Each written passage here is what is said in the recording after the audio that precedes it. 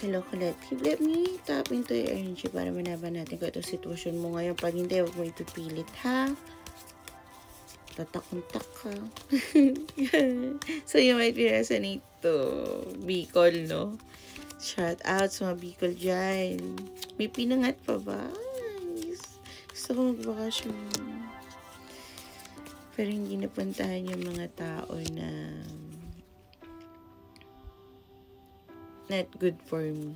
Okay, ganun. So, yeah. My collective, your overall energy is your focus naman sa future mo. And I think you're doing a lot of project to yung mga hustle. Wala man dito yung card na yun, pero yeah, yung reason ng pagiging, sabihin natin mo kung pera, okay, is, hindi naman tayo yung mukhang pera na nangungulimbat ng pera ng iba. I mean, yung pinaghirapan mo dahil nga nakapokus ka sa isang bagay na gusto mo mag-take a risk. Although, yeah, current energy mo, there's a lot of anxiety pa rin ka nararamdaman dahil itong taon to na you want to take a risk. Sorry ha, this is a TF reading.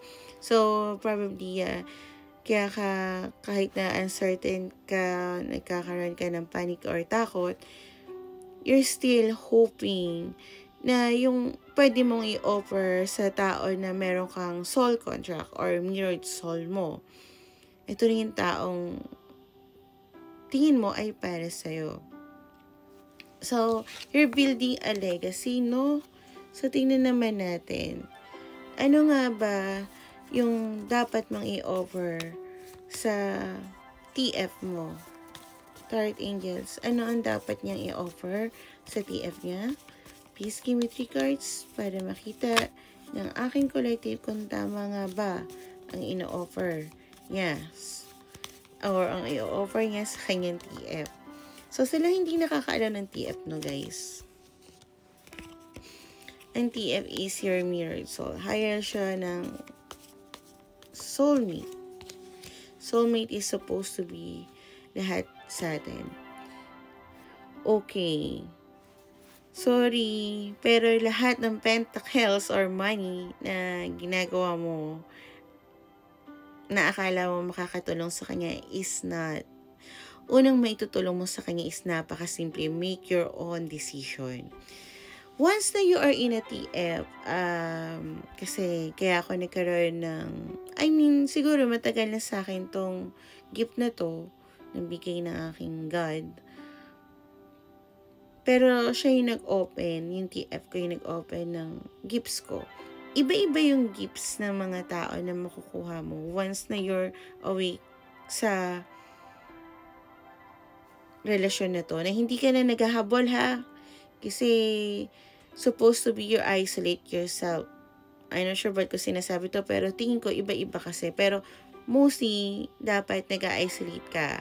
You will give up everything, lahat ng mga last, yung lahat ng mga, hindi lang last sa laman, lahat ng, yung nomo, mga ganun barkada, you have to be alone to open this game. Hindi lang naman yan, I don't think na pwedeng mauna lagi is yung divine feminine energy despite of their gender. Pwede din ang masculine energy. Kasi kailangan mo ipantay yun. Okay? So, ikaw, kailangan mo mag-make decision. Kailan ka ba gagalaw? Kasi tingin ko, naka-stagnant kayo, hindi kayo nag-uusap, no? Kailangan mo bitawan yung mga bagay na karmic sa buhay mo. Yung nagpapabigat. And I think you're ready to, bitawan yung mga nagpapa-overload sa'yo. So, wala dito yung pera. About sa pera, no? Kailangan mong bitawan yung mga tao, yung mga bagay, na kahit na na-establish mo na. Kasi sobrang bigat na sa'yo. Paulit-ulit yon. Which is totoo naman kasi talaga sa TF journey, no? Kailangan mo rin makaalis sa lugar na feeling trap ka at restricted ka gumawa ng sarili mong desisyon. So, para sa akin, no, tingin ko, sinasabi din ng gates ko na magsalita ako. I'm not with my TF. Kasi siguro, although meron ng kakayahan tignan yung mga bagay na nangyayari sa kanya, ayoko na gawin yun. Although minsan, nararamdaman ko naman talaga. Kasi once you're in a connection like that, para kayong may spiritual, at hindi siya parang, talagang meron kayong telepathic. Nararamdaman mo siya, at ina-accept ko yung love. Kasi, hindi ko, kahit sabihin mo, nakaka-triggered kasi siya, ha. May times kasi nasasabi mo, ayoko na maghintay, ayoko ng ganun. Then, wag ka maghintay. It's okay. Pero yung love niya is always there. And somehow, somewhere, tingin ko, you will have to forgive. Kasi it's part of your pagkatao, no? Hindi siya pwedeng, dumaan lang siya sa buhay ko. Then, that's not your TF. Your TF supposed to be triggered you. It will not be easy. Choosing yourself. Tingnan mo. Kailangan mo kasi talaga mag-isolate. Kailangan mo malaman kung anong decision mo sa buhay. Kung ano ang gusto mo. Kasi nga, kung ano yung... Alam mo dapat paano mahalin ang sarili mo. Ito yung partner na hindi kayo pwede magsama agad para magtulungan. Kung hindi mo naman alam ang gusto mo. May ibang mga TF, sabi nila na nagkakasama, pero yung mga ibang TF is hindi. Hindi sila nagkakasama, no? Dati hindi ako comfortable pag-usapan to, no? Pero, since I think kailangan din malaman ninyo na hindi pagmamanipulate, pagkulong sa isang tao, or paglayo, pagtakbo, paghabol, is yung makakapag-stay ng pagmamahal. Sabi ko nga, hindi yun ganon. Kaya nga pagka sa reading sinasabi, teka, parang ako yung third party, pero bakit yung partner niyo parang third party na karmic? Because supposed to be dapat kayo talaga. Pero since yung partner mo hindi pa siya awake, hindi mo need i-tell. Promise, wag mong sasabihin sa kanya kasi mas mahihirapan ka at mas tatagal ang posisyon mo kung ano man yun. You're just focused to yourself. Lumayo ka sa kanya, kung ikaw yung naghahabol before, hanggang maging ready siya. Not lumayo na pagkalalapot siya, lalo you need to hear their side din, no? Pero huwag ka magpapamanipulate. Always trust your intuition. Kung doon ka ba sasaya sa pagiging nga na pagmamahal, then go. Pero kung kaya mo naman i-balance na magmahal at the same time na maturuan siya, then alam mo na yun. You're not supposed to be the teacher, pero lahat na natutunan mo, kailangan niya malaman para at least, alam mo yun, makatulong sa kanya. So, please start, angels, give me 3 cards para sa aking collective. Yeah.